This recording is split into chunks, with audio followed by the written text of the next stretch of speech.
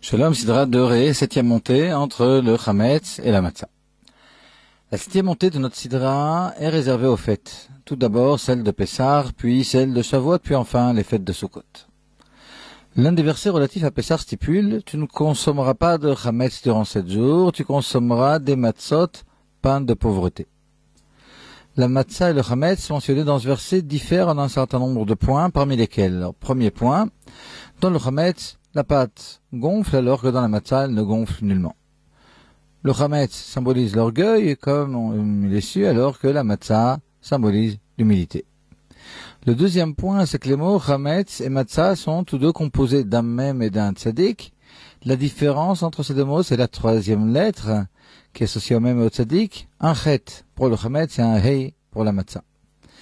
Ces deux lettres, le chet et le hei, se ressemblent.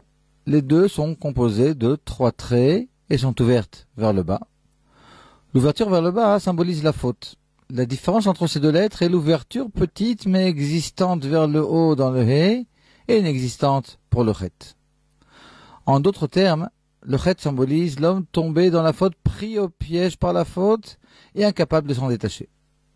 Le hei symbolise lui aussi l'homme ayant fauté, mais ici il ne perd pas espoir. L'ouverture du haut, le petit trou qu'il y a au-dessus de la petite barre, symbolise la tchouva toujours possible pour qui veut réellement passer l'éponge.